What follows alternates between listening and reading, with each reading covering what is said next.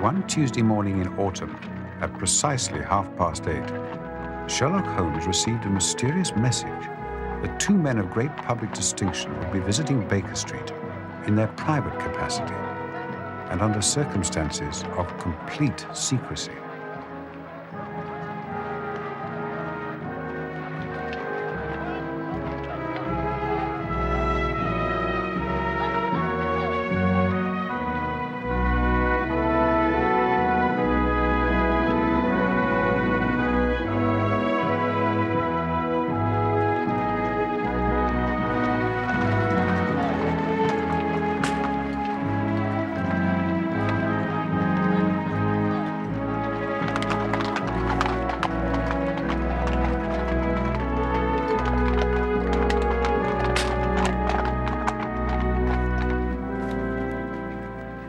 They're here.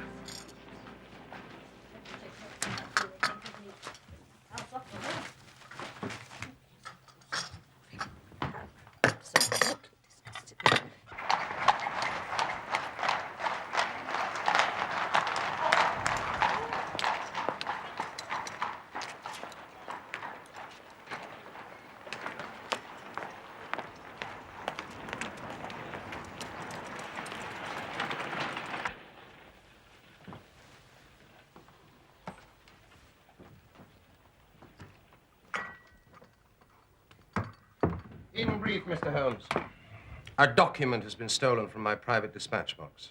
And when I discovered my loss, which was at 8 o'clock this morning, I at once informed the Prime Minister. It was at his suggestion that we both come to you. You have informed the police? No, sir, we have not done so. Nor is it possible that we should do so. To inform the police must, in the long run, mean to inform the public. And that is what we particularly desire to avoid. And why, sir?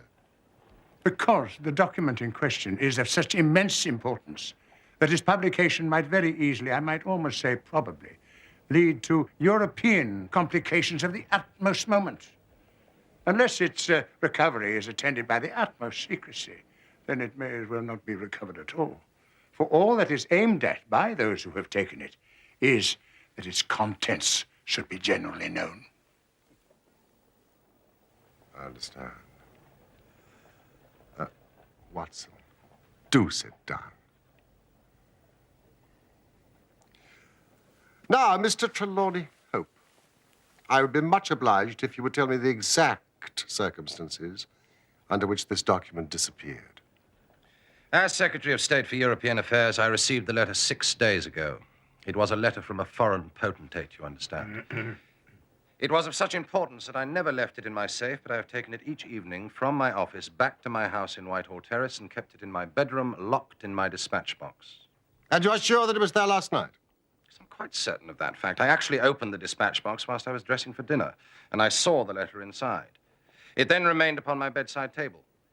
Both my wife and I are light sleepers and are prepared to swear that no one could have entered the room during the night, and yet this morning, the paper is gone. What time did you die? 7:30. How long was it before you went to bed? My wife had gone to the theater. I had waited up for her. It was 11:30 before we went to our room. So, for 4 hours, the dispatch box had lain unguarded. Mr. Holmes, no one is ever permitted to enter that room, save the housemaid in the morning and my valet during the rest of the day.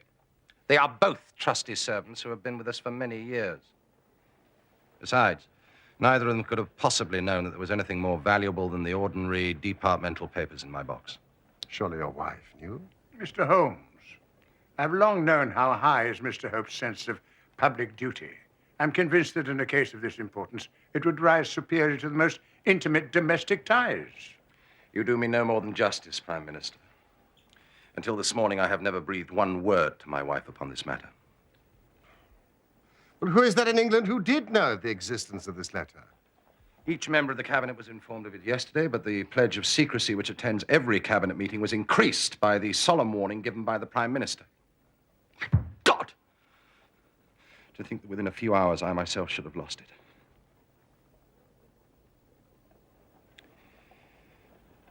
Besides the members of the cabinet, there are 2, possibly 3 departmental officials who know of the letter. No one else in England, I assure you. But abroad? I believe that no one abroad has seen the letter except the man who wrote it. I am well convinced that his ministers, that the usual official channels have not been employed in this case. Now, sir, I must ask you more particularly what this document is and why its disappearance should have such momentous consequences. Well, sir, Mr. Holmes, the envelope is a long, thin one of pale blue color. There's a seal of red wax stamped with a crouching lion. It is addressed in large, bold handwriting. Interesting and indeed essential as these details are, my inquiries must go more to the root of things.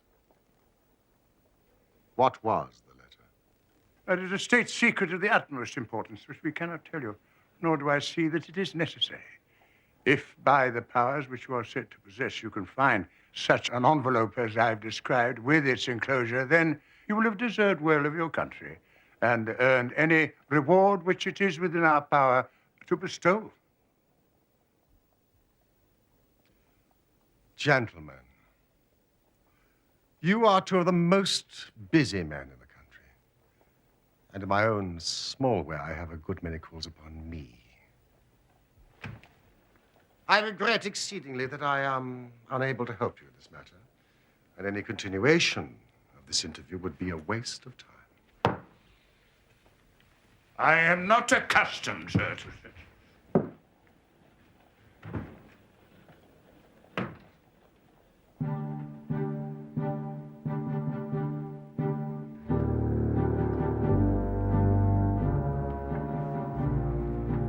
Mr. Holmes, we must accept your terms. No doubt you are right, and it is unreasonable for us to expect you to act unless you have our full confidence. I agree with you, Prime Minister. Then I will tell you, relying entirely upon your honor and that of your colleague, Dr. Watson, I must appeal to your patriotism also, for I cannot imagine a greater misfortune for this country than that this affair should come out. You may safely trust us.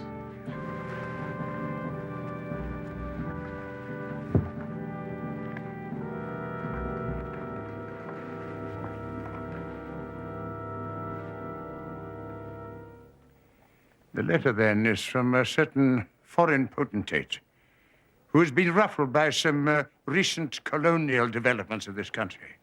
It is written hurriedly and upon his own responsibility entirely. At the same time, it is couched in so unfortunate a manner that its publication would undoubtedly lead to the most dangerous feeling in this country. There would be such ferment, sir, that I do not hesitate to say that within a week of the publication of this letter, this country would be involved in a great war. And it is this letter which may well mean the expenditure of £1,000 million and the lives of 100,000 men.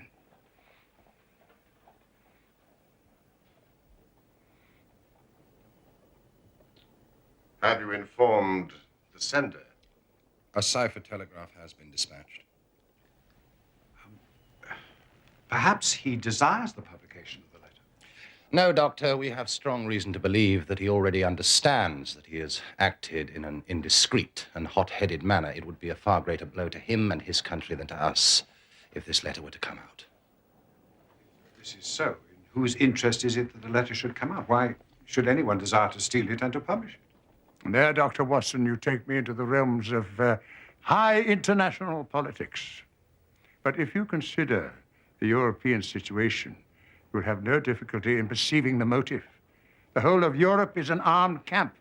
Great Britain holds the scales. If Britain were driven into war with one confederacy, it would assure the supremacy of the other, whether they were joined in the war or not. So it is the enemies of this potentate who want to secure and publish this letter so as to make a breach between his country and ours?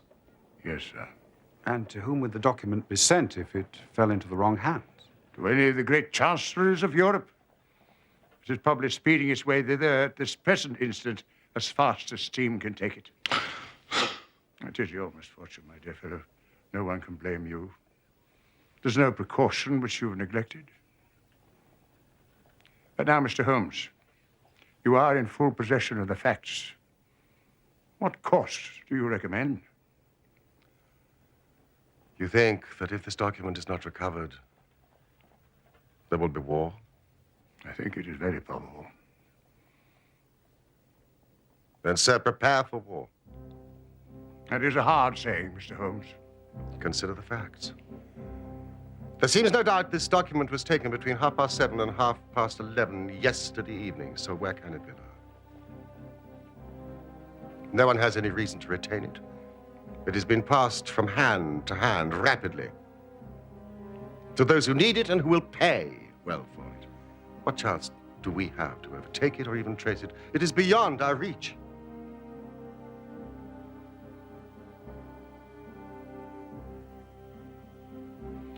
What you say is perfectly logical, Mr. Holmes. I feel that the matter is indeed out of our hands. Meanwhile, hope. We cannot ignore all our other duties on account of this one misfortune.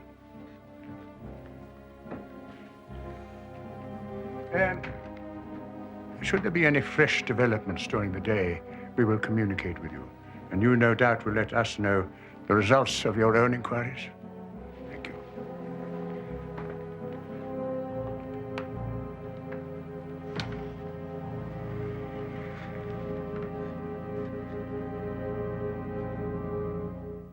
Telegram! Westminster murder!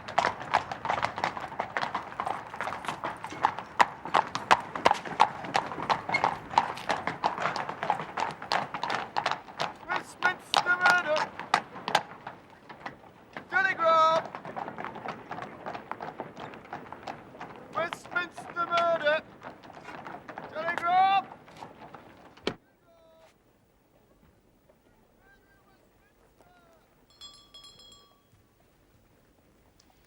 The situation is desperate, but not hopeless. There are only 3 men capable of playing so bold a game: Oberstein, La Rothiere, and Eduardo Lucas. Even now, if we could be sure which one of them has taken it, it is just possible that it does not pass out of their hands. It's a question of money with these fellows, isn't it? And we have the British Treasury behind us. Oh, if it's on the market, I'll buy it. If it means another penny on the income tax.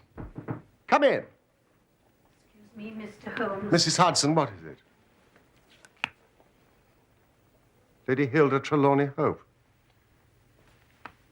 Show her in.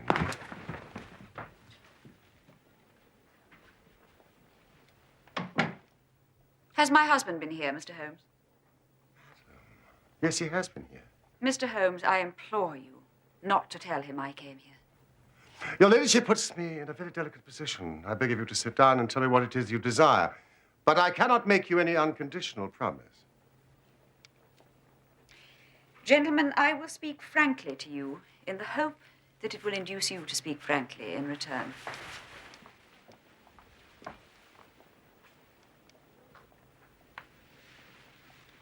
There is complete confidence between my husband and myself in all matters except one. That one is politics. On this, his lips are sealed. He tells me nothing. Now, I am aware that there was a most deplorable occurrence in our house last night. I know that a paper has disappeared, but because the matter is political, my husband refuses to take me into his complete confidence. Now, it is essential, I say, that I should thoroughly understand it. You are the only people, save these politicians, who know the true facts. At least I presume you do. You presume correctly, madam. I beg you, then, tell me exactly what has happened and what it may lead to. Tell me all, Mr. Holmes. Let no regard for my husband's interests keep you silent, for I assure you that his interests, if you would only see it, will be best served by taking me into his complete confidence. What was this paper which was stolen? Madam, what you ask me is really impossible. You must see that this is so. I mean, if your husband thinks fit to keep you in the dark over this matter, is it for me, who has only learned the true facts under the pledge of professional secrecy, to tell what he has withheld? It is not unfair to ask it. It is he who you must ask. I have asked him. I come to you as a last resort. But without your telling me anything definite, you may do me a great service if you would enlighten me on one point. What is it, madam? Is my husband's political career likely to suffer through this incident? Well, let me say that if it is not put right, it may have a very unfortunate effect. Oh. Mm.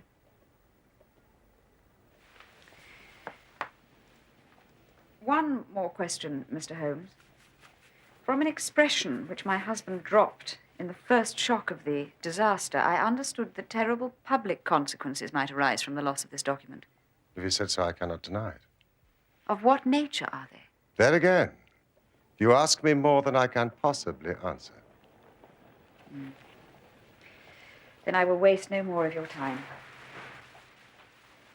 I cannot blame you, Mr. Holmes, for refusing to speak more freely. And you on your side will not, I'm sure, think the worst of me because I desire to share my husband's anxieties, even against his will.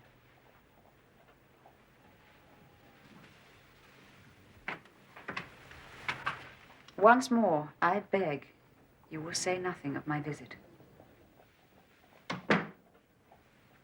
I say,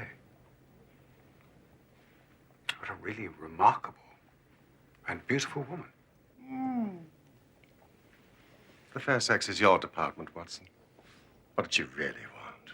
Surely her own statement was clear and her anxiety very natural. Think of her appearance, Watson, her manner, her suppressed excitement, her restlessness, her tenacity in asking questions. Remember, she is the youngest daughter of the Duke of Belminster and comes of a caste that does not lightly show emotion. She was certainly much moved. And you observed, of course, how she maneuvered to have her back to the light. She did not wish us to read her expression too closely. Yes, she chose that chair in the whole room. And yet the motives of women are so inscrutable. I mean, how can you build on such a quicksand? Their most trivial action may mean volumes, or their most extraordinary conduct may depend upon a hairpin or a curling tongs. Yeah. Good morning, Watson. You off then?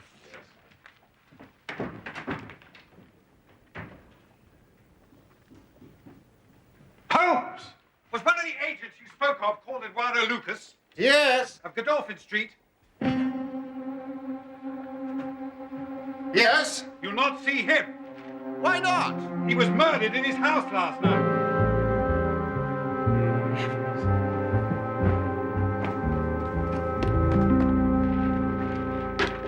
Does it say murdered? Murder in Westminster, crime of a mysterious character. Eduardo Lucas, unmarried, 34, well known in society circles on account of his charming personality. Valet out for the evening. They always are. Elderly housekeeper sleeps atop of the house, heard nothing. They never do. Just before midnight, Police Constable Barrett saw door ajar, found Lucas's room in disorder. Lucas stabbed to the heart. Let me see. Prussian military dagger. Robbery does not appear to be the motive. Valuable collection untouched. What do you make of this, Watson? Well, it's an amazing coincidence. Coincidence? Here is one of the three men we have named as possible actors in this drama. And it meets a violent end during the very hours we know that drama is enacted. The odds are enormously against it being a coincidence. The two events are connected. Must be connected. It is for us to find the connection. By now, the police must know all. No, not at all. They know all they see at Godolphin Street. They know and shall know nothing of Whitehall Terrace. Only we know of both events and can trace the relation between them. It is with the late Eduardo Lucas that the solution to our problem lies. But it is a capital mistake to theorize in advance of the facts. Do you stay here, my good Watson? I will join you when I'm able.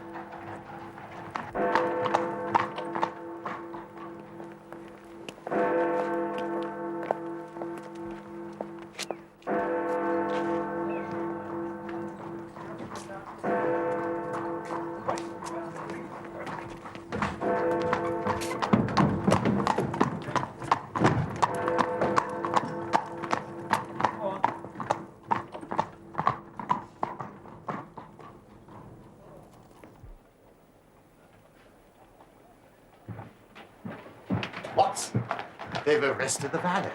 Lestrade has been put in charge of the case. He's buzzing around like a bluebottle. I've got to know him rather well. Would it help if I spoke to him? No, it would not. This is the case where the law is as dangerous to us as the criminals are. We must be patient and wait.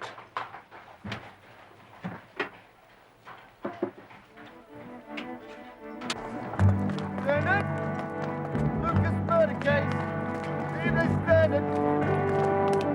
Lucas murder case! Suspect released!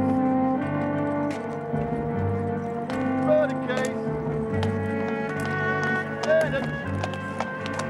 Suspect released! Evening Standard! Lucas murder case!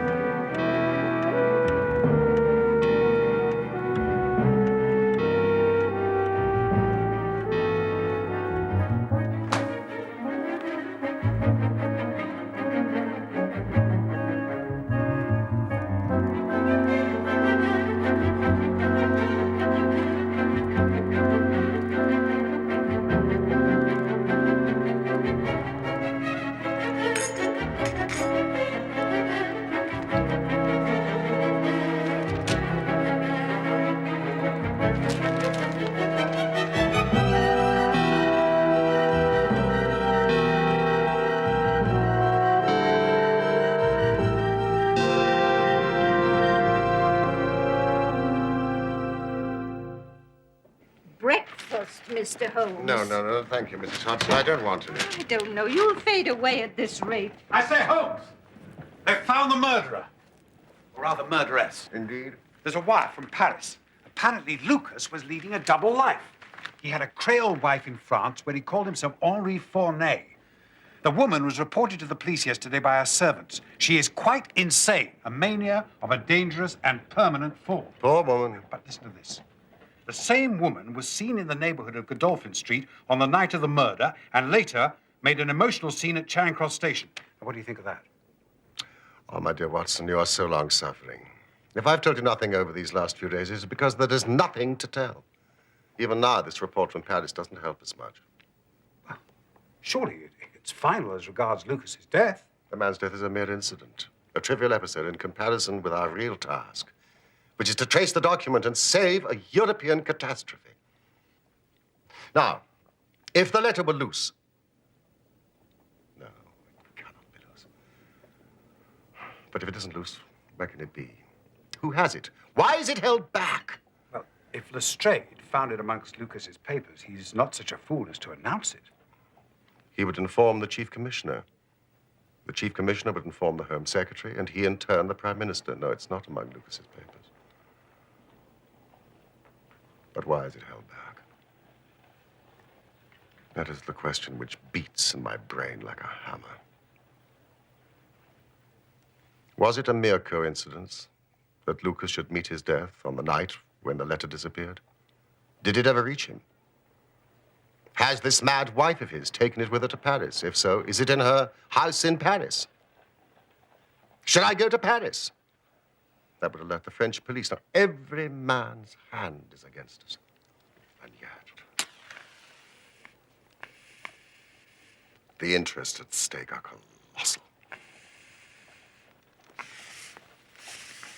You know, should I bring this to a successful conclusion, it will certainly represent the crowning glory of my career. Holmes! Go!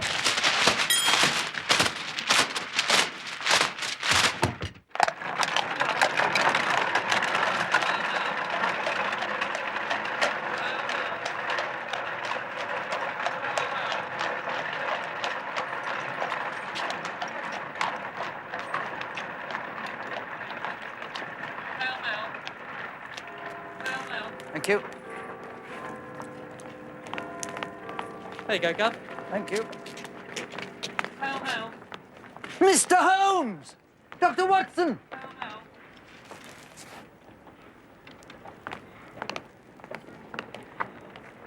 You've no doubt been following the Lucas case?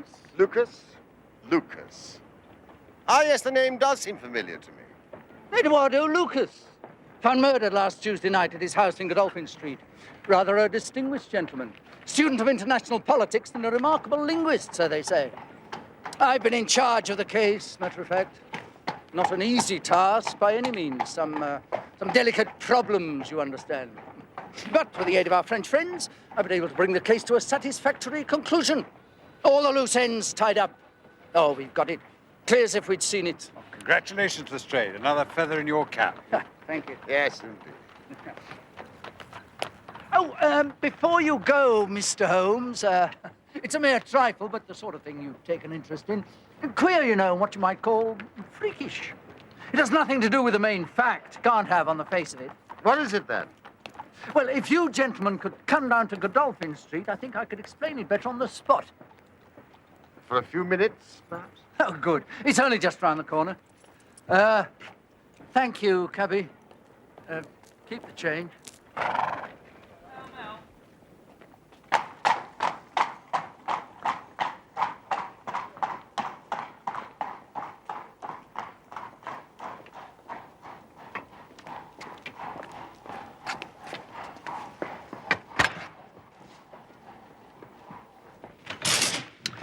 Here it all is. Now, the woman must have knocked on the door after she saw the valet had gone out. Surprise visit, no doubt. Lucas let her in. He couldn't keep her on the street, could he, his own wife? She was probably screaming at him, being French. Excuse me. Saying how she'd traced him and reproaching him and so on. Anyway, they came in here, and one thing led to another. And with the daggers being so handy, the end came soon. It didn't happen in an instant, though, for these chairs were swept over to the wall, and he had this one in his hand as if he'd been trying to hold her off with it. Yes, Lestrade, thank you. Now tell me about this trifle. Well, you know, in crimes of this sort, we keep things in their position. Nothing is moved. Officers in charge day and night. I'm always very particular on that point. Oh, yes, you're meticulous in your investigations, Inspector. Well, this morning we thought we could tidy up a bit. Post-mortem over, all the evidence to hand, investigation complete. However, this carpet. As you can see, it's not been fastened down, it's just been laid there. Now, we had occasion to raise it. And we found... Yes? You'll never guess in 100 years what we did find, Mr. Holmes. Now, you see this stain? A good deal of blood must have soaked through, must it not? Oh, undoubtedly it must. Then you'll be surprised to hear that there is no stain on the woodwork to correspond. No stain. But there must be. So you would say. Fact remains. There isn't.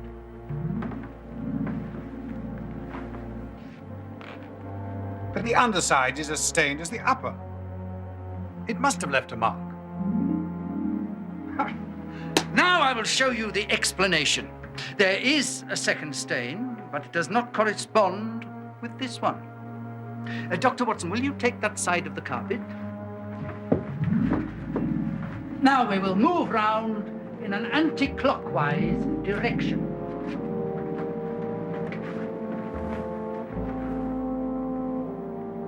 What I want to know is, Mr. Holmes, who shifted the carpet and why?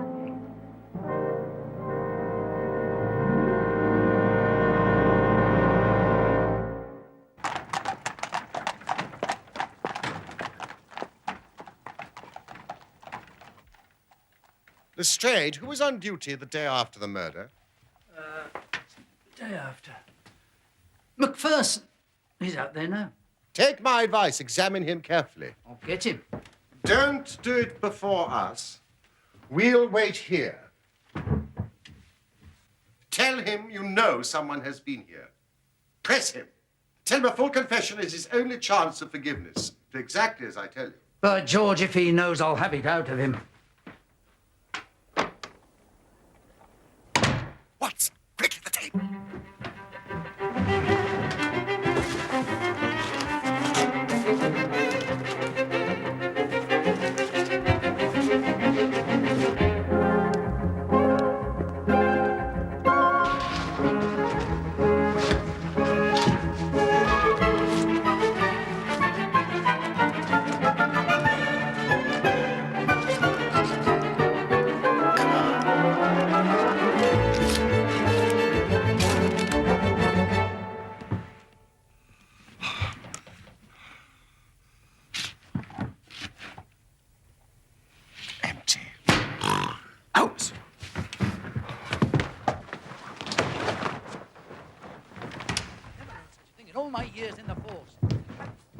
other thing.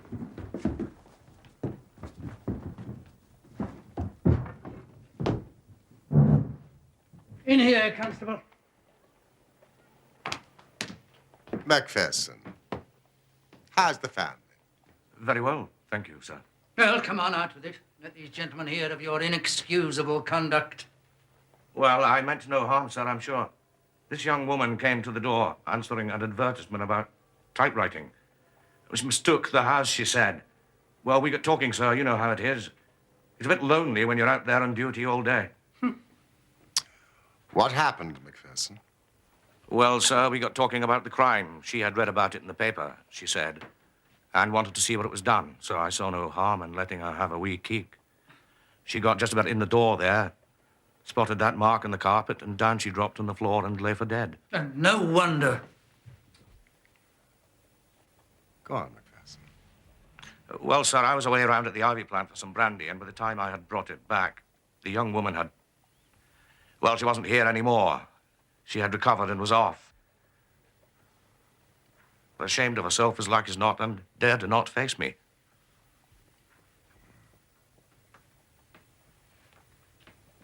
Macpherson, did you move the carpet? No, sir, I only straightened it out. You see, she'd fell on it, and the polished floor being slippery. Let that be a lesson to you, Constable, that you can't deceive me. No doubt you thought your breach of duty would never be discovered. Yet a mere glance at that carpet was enough to convince me that someone had been admitted to this room. Lucky for you, my man, that nothing's missing.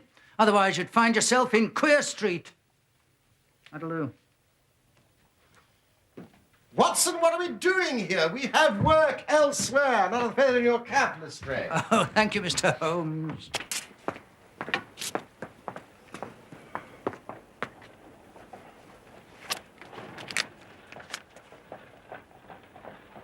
Good Lord, Mr. Holmes. Hey! Have you solved it? Hardly, Watson, hardly.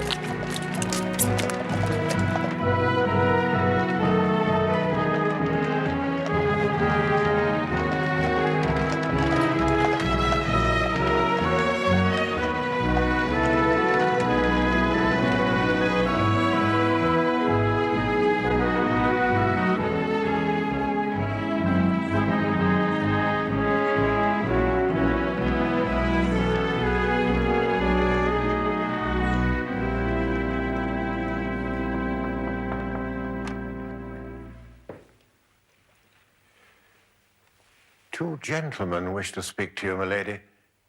They do not have an appointment. Who are they, Bates? Mr. Sherlock Holmes and a Dr. Watson, my lady.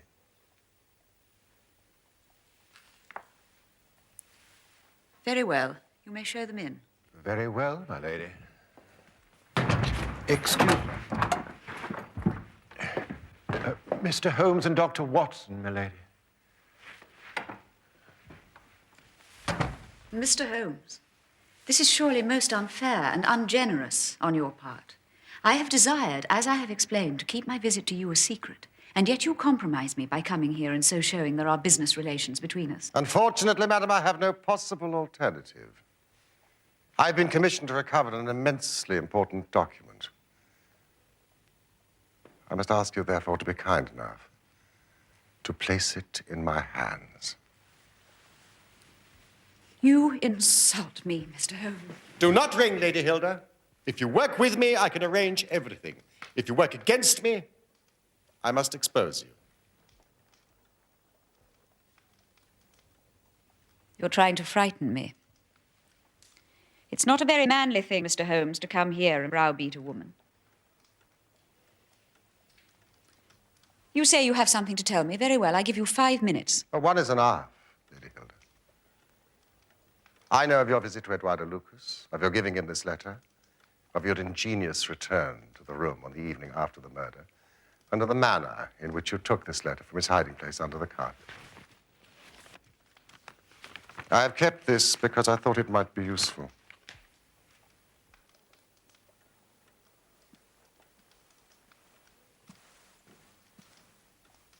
The policeman recognized you. Once again, Mr. Holmes, I tell you, you're under some absurd illusion. Oh, I am so sorry, Lady Hilda. I have done my best. But I see that I'm in vain. Is Mr. Trelawney Hope at home? He'll be back at 12:30, sir. Then we have a quarter of an hour. We will wait here.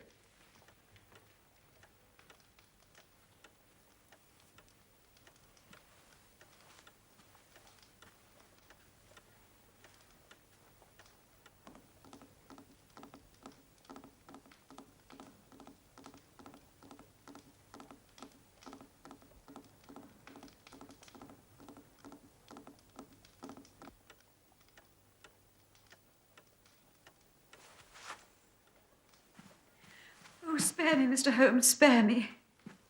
For heaven's sake, don't tell him. I love him so, I would not bring one shadow on his life, and this I know would break his noble heart. We have not an instant to lose. Where is the letter?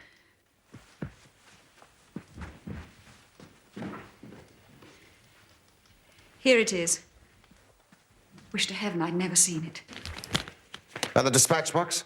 With my husband. Wherever he goes, he takes it with him. We have only a few minutes left. Now, Lady Hilda, I'm going far to screen you.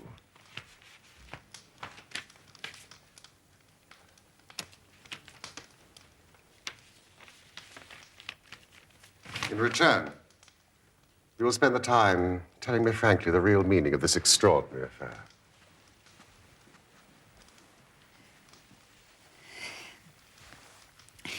It was on the afternoon of that day, that terrible day. The day Eduardo Lucas was murdered. Yes. I was just going out to pay some calls when a confidential note arrived for me. It was from Lucas, asking me to visit him urgently, as he had important and private information for my ears alone.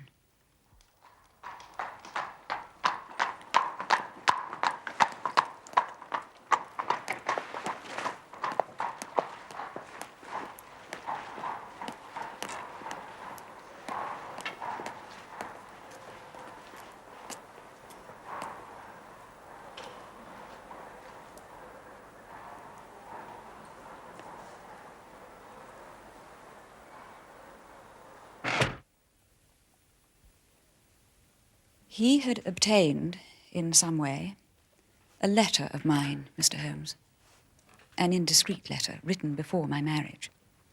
Foolish letter, the letter of an impulsive, loving girl. I meant no harm, yet my husband would have thought it criminal. Had he read that letter, his confidence would have been forever destroyed. It's years since I wrote it. I thought the whole matter was forgotten.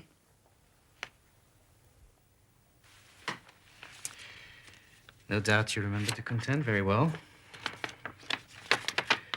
Very sprightly, I must say. Very sprightly. You make a charming correspondent. What do you want with me, Mr. Lucas? May I have my letter back, please? Of course you may, Lady Hilda. But this is a very valuable piece of paper, would you not agree?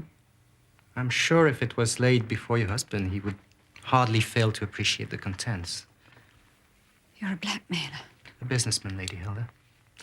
This is purely a business transaction on my side. I can assure you I wish no ill to you or your husband. How much money do you want for that letter, Mr. Lucas? Let's not speak of money, madam. My business is not so simple as that. Well, the matter is an easy one.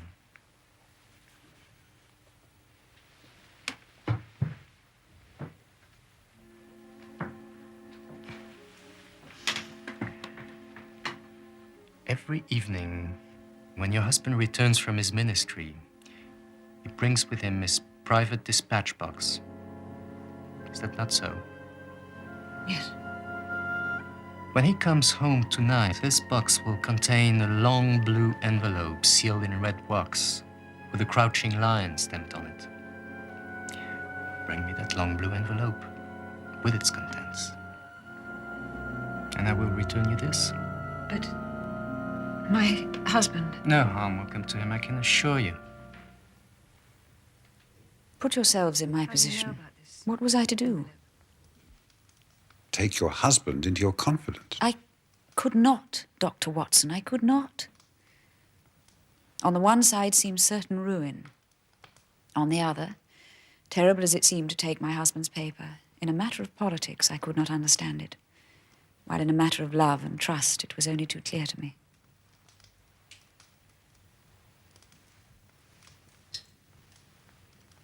I did it, Mr. Holmes. I did it. I invented a story about going to the theatre.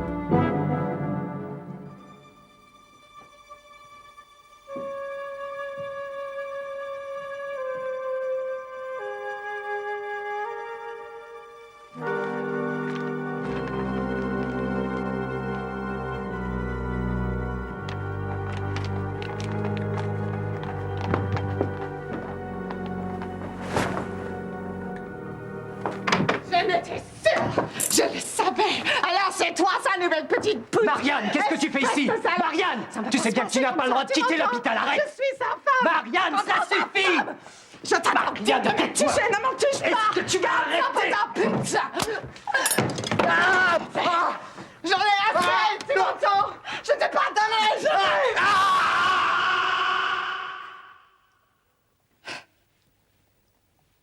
The next morning, I realized I'd only exchanged one trouble for another. I followed my husband to Baker Street and then came to you myself in order to understand the full enormity of the offense. I alone in the world knew where the paper was hidden. My whole mind was turned to the one thought of getting it back. What I did, and here he is now. Any news, Mr. Holmes? Any news? I have some hopes. This is a matter of politics, my dear. We shall not be long.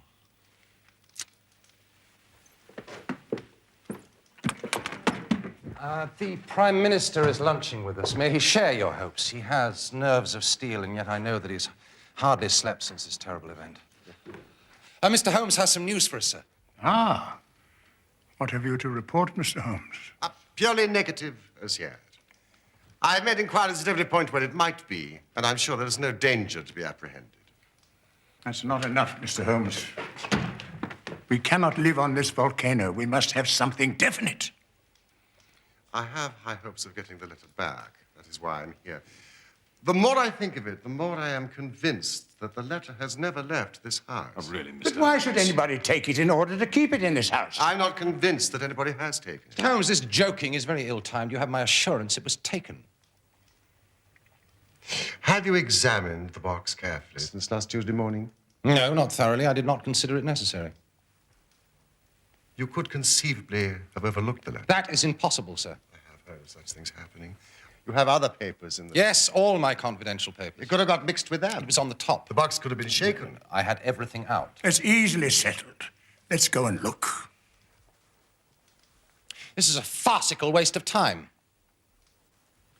Still, If nothing else will satisfy you, it shall be done.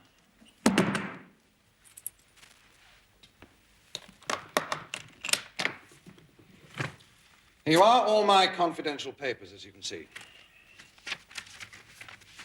It's a letter from Lord Merrow, report from Sir Charles Hardy, memorandum from Belgrade. That's the one we were discussing this morning, Prime Minister. Note on the Russo-German grain taxes, letter from Madrid, note from Lord Flowers on...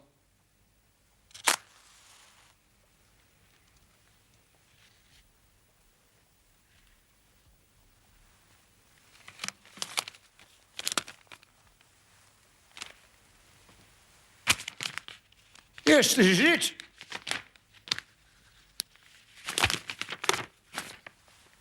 And the letter is intact. Remarkable. This is inconceivable. Impossible, Mr. Holmes. Hilda! How did you know it was here? Because I knew it was no one else. I cannot believe my eyes. Hilda, we have found the letter. I know it is difficult for you to understand, but it is the most wonderful news. It's quite extraordinary. I went through every paper in here. I checked and I rechecked. It's incomprehensible that I should have overlooked it in this manner.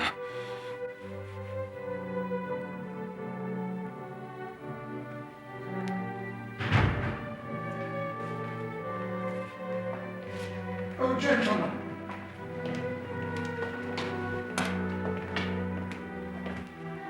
Come, there's more in this than meets the eye. Our Prime Minister, we too have our diplomatic secrets.